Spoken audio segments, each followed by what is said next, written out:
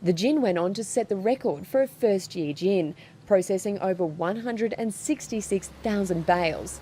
3 years later, Southern Cotton had processed more than 500,000 bales, and the hectares planted in the MIA doubled to over 36,000 hectares.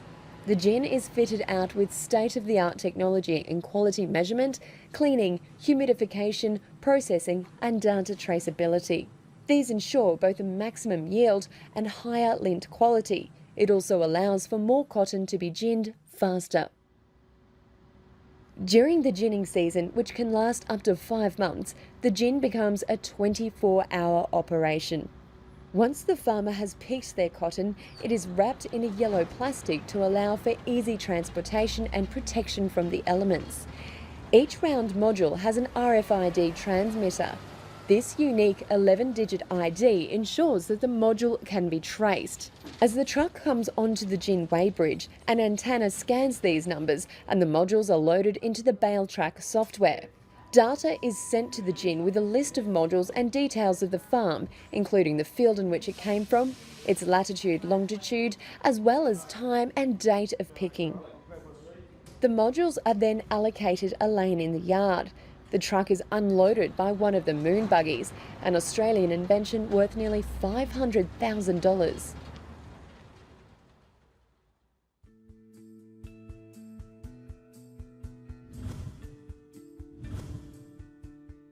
The cotton gets picked up by the moon buggy and carted into the gin onto the module in feeder, and at that point then there's a cross check with another scanner that just double checks that the right grower's cotton is coming into the gin to be processed. At that point it starts it's in the factory then, the bales, the modules get unwrapped. We use a Stover unwrapper, which is a machine which actually pulls the plastic wrap off the bale and minimises any risk of contamination, plastic contamination in the lint. High-speed spiked cylinders pluck the cotton from the compacted module.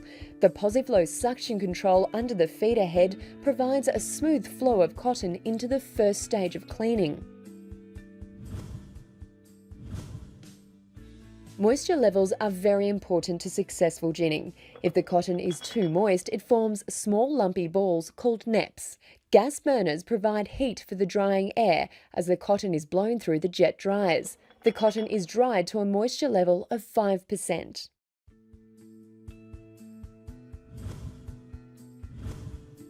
And from there it goes through tower dryers into our incline cleaners where the trash has started to be separated from the lint. From there it's dropped down into the stick machines and they take out bits of stalk and bits of bulk, claw and that sort of thing that gets included during the harvesting process. It then gets dropped into the second stage cleaning, which is more incline cleaners, and these machines can either be bypassed or go through them depending on how clean or dirty the sample of cotton is. The seed cotton is blown through the machinery by warm air currents. At this stage, many different sized and shaped cleaners go into action to try and get rid of all the trash, which includes dirt, stalks and leaves.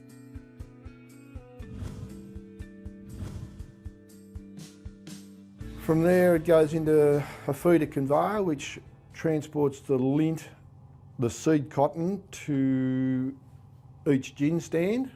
And the gin stand is actually the heart of the gin. It's the bit that actually separates the seed from the lint. Separating the seed from the lint is completed by a saw gin located inside the gin stand. The saw gin consists of a series of 222 circular saws rotating at high speed. The teeth on the saw blades pull the fibre away from the seeds. High-speed brushes then take the lint off the saw blades and the seed drops them into an auger and into storage. Each cotton module, which weighs around 2.5 tonne, consists of 55% cottonseed, 35 to 40% cotton fibre, while trash and moisture represents the remaining 10% and is made up of mostly leaves and sticks. There are around 4 bales produced from each module. After separation from the seed, there is still some trash remaining in the lint. To remove this trash, the lint goes through another cleaning process which involves blow-dry cleaning through the air jet cleaner. some more rolling through a lint cleaner, and finally, one more pass through the saw gin. The cleaned lint now travels via the lint flue to the battery condenser, which forms it into a blanket-like layer or bat. Moisture is added back in with steam to bring the bale to 7.5%. The cotton travels down the lint slide to the tramper box. The tramper and ram push the lint into the box until there is 227 kilograms of lint.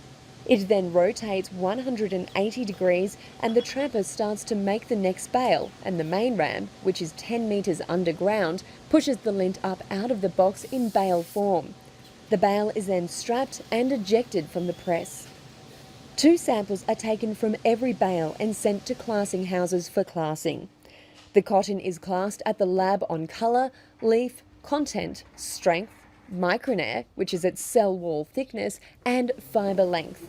Contract prices are adjusted by premiums or discounts depending on the quality. After sampling, the bales are tagged with a unique number, which can be tracked back to the original 11-digit number on the module from the paddock. Growers sell their cotton to merchants, who pay for the ginning and sell the cotton into the export market. It is then stored in the warehouse before being loaded onto trucks for export destinations like China and Japan. What many people don't realise is that over 95% of our cotton is sent overseas to be turned into fabric. Over 75% of it is sent to China, our biggest market. In an average year, Australian cotton growers produce enough cotton to clothe 500 million people. On top of that, our growers are recognised as some of the most efficient and sustainable in the world. And it's thanks to gins like Southern Cotton that the industry continues to grow and strengthen.